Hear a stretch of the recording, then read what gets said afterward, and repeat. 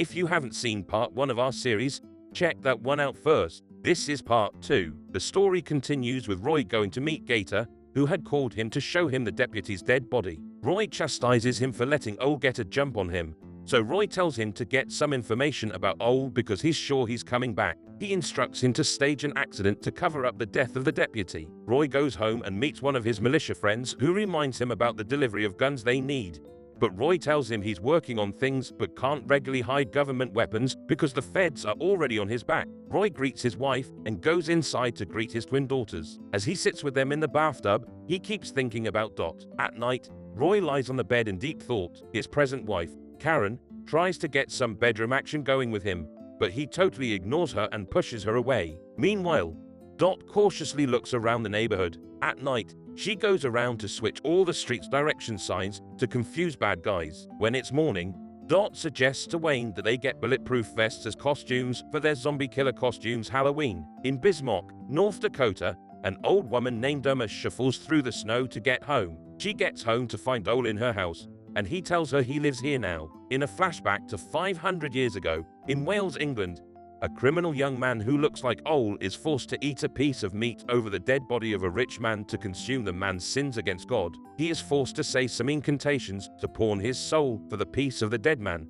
and he is sent away. In the present, Ole repeats to the old woman that he lives here now and returns to his rocking chair. Irma accepts her fate and goes to binge on some cans of soda while watching TV. Meanwhile, Wayne and Dot go to a gun store to get some guns. Wayne suggests they get a simple pistol, but Dot quickly requests 3 complex guns, which she sees as easy to use, including one that shoots 850 rounds per minute. After racking up a $5,000 bill, Wayne decides to write a check. The store owner tells them they are mandated to wait a week to ensure they're not criminals. Dot is devastated and decides to get some pepper spray in the meantime. At home, Gator chants to himself that he's a winner and goes out. At the police station, Witt goes into the evidence room and finds Gator stealing something. He confronts Gator, but Gator tells him he'll knock him out if he accuses him of theft. After Gator leaves, Witt notices Gator stole from the evidence container on the Dot case. Witt soon receives mail for Indira with a picture of Dot for him to ID her. At Lorraine's office, she meets with Indira and the head of police, Muscovich. Indira and Muscovich tell her that they have evidence of Dot's presence at the scene of the deaths of a state trooper and a conman, and her family may be in danger. Lorraine tells them she can protect her family and refers them to Danish for any further questions. While they leave, Lorraine tells them that the rich and mighty have no use for the police. When they leave, Danish tells Lorraine he has a private investigator checking out Dot. Meanwhile, Ole listens to some police radios and overhears Roy talking to Gator about meeting at the Hammurabi pawn shop. At the pawn shop, Roy tells Gator he had a great idea the night before. He tells Gator to grab some guys they can trust and go to Dot's house since it's Halloween to do some trick-or-treating so they can bring her to him. That evening, Gator heads to Dot's neighborhood with a few guys, while Dot dresses her family up for Halloween. During that time, Ole goes over some incantations similar to the ones done 500 years ago. Later, Dot sets some traps in the home in fear that some people might break in. She suddenly receives a call from Roy on the home's landline and hangs up while he's talking. Ole goes into a dark place and does some Latin incantations before he pours his blood into a fire. He recalls scenes from the incantation done in Wales 500 years ago. During that time, Gator and his gang realize that the street signs aren't correlating with the mobile map. Ole uses some demonic powers that reach the guard in front of Roy's house. Gator and the men drive around the block and eventually find Dot's home. She spots them and takes her family inside. Meanwhile, Ole walks right into Roy's house. While the entire street is having fun during Halloween, Gator and the men walk towards Dot's back door and spot her doing some baking. They encircle the house but hear some music playing from inside. One of them spots the light bulb she placed at the entrance and catches it, so it doesn't trigger anything. They split up and look for Dot. Soon after they enter, what Dot put into the oven starts to burn and let out smoke into the house. As they go deeper into the house, the music suddenly stops and the fire alarm goes off, letting out a maniacal laughter. One of them goes into a closet, where he runs into Dot, who sprays him with pepper spray and pushes him off the stairs. Downstairs, Dot triggers the suspended sledgehammer in her front door and knocks one of the men out. She runs out, and they all follow her. Eventually, Gator catches up to Dot and removes his mask. Dot is surprised to see him, and he tells her she has to go with him. She refuses and does some quick karate moves to throw him down before she runs into the basement. One other man comes to help Gator, so Gator tells him to go get her in the basement and find her family members while he takes out the food in the oven. After looking around for a while and finding no one of them decides to look in the attic. He hesitates before he pulls it open, knowing the entire house is booby-trapped. He pulls it down, but a ladder comes out and nails him to the ground. It turns out Wayne and Scotty are in the attic. Dot immediately comes to knock down the other person before she can help her friend up. Wayne and Scotty climb down, and Gator rushes up, calling out Dot's real name, Nadine. Wayne wonders why Gator is calling her Nadine, but she tells him to rush Scotty down the laundry chute. As Gator comes up, Dot shoots at him with a handgun she found. Wayne gets scared and decides to climb down the master bedroom window. Dot tries to stop him because she electrified the window, but it is too late.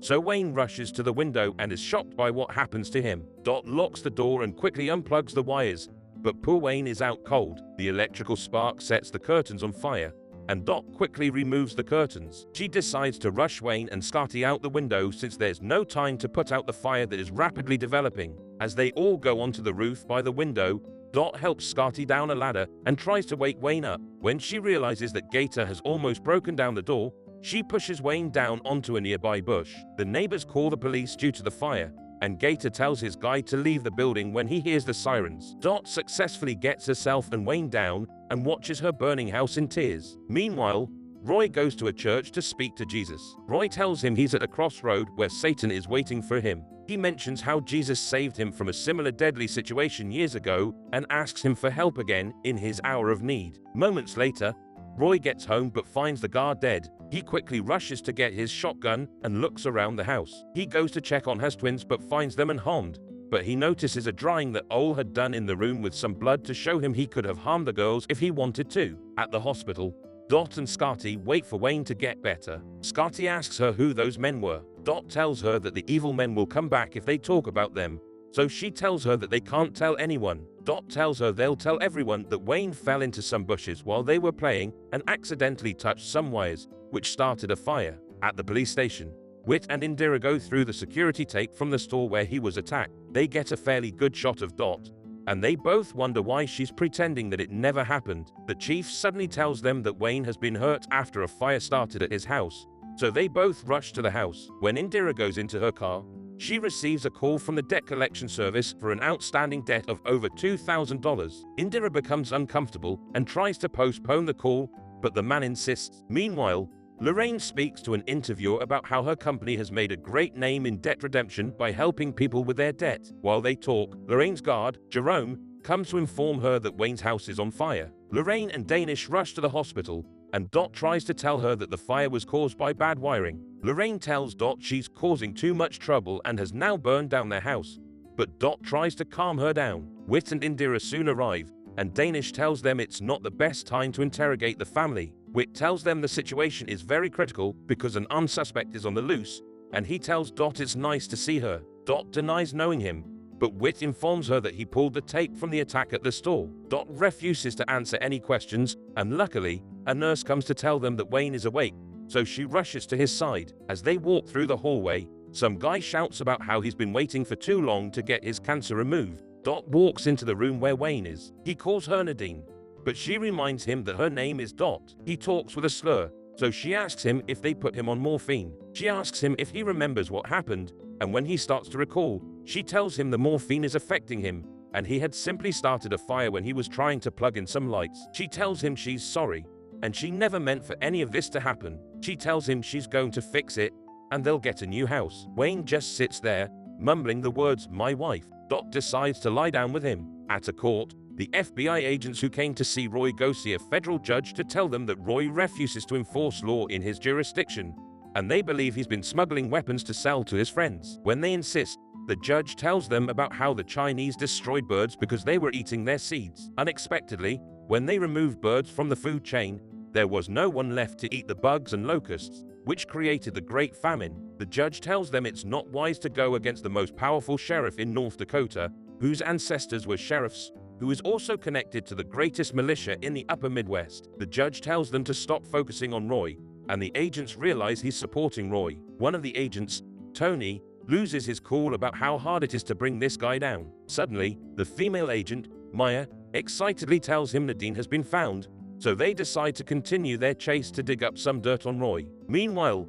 Ole washes himself in the bathtub while he talks about how he's had to live in need because only kings had the luxury of wanting. He speaks about how everyone has now become kings who choose to trample on everyone but don't want to make a sacrifice of life for life. He faces Irma, who tells him she doesn't understand. She asks him why he's here and asks what he wants. So he tells her he wants some pancakes. Gator and his men return home to find the dead guard in front of his dad's house. He decides to go look for his father. Meanwhile, his father, Roy, goes to see the couple whom he had counseled before because the husband had been mistreating his wife. Roy tells the husband, Joshua, about how his fathers fought in the war and were good people, and he's also trying to be good, but he tells Joshua that he is just a waste of skin and precious resources. Joshua pulls a gun on Roy, but Roy keeps talking and doesn't flinch. When Joshua stands up and moves closer, Roy unveils the gun in his holster, telling him he's to beat her to do anything. As Joshua tries to shoot, Roy pulls out his gun faster and pokes a hole in Joshua's throat. As Joshua falls back on his chair, with blood spilling out of his throat, Gator rushes inside upon hearing the gunshot. Joshua's wife, Lenore, simply stands there, shocked. She probably wouldn't have gone to Roy for marriage counseling if she knew it would end her marriage. Roy explains to Gator that they'll tell everyone Joshua is old, and Lenore will say that he came home bragging about having killed and wounded a police officer, so they can close the case and settle things in private. Roy tells her that this will help her since he's always beating her up, and he'll send her cash every month because he never forgets a friend. Lenore simply nods in agreement and starts to weep when they step out. That's the end of episode 4. Would you like us to cover more of this show? Subscribe for more videos like this. Turn on notifications and leave a like. It really helps the channel.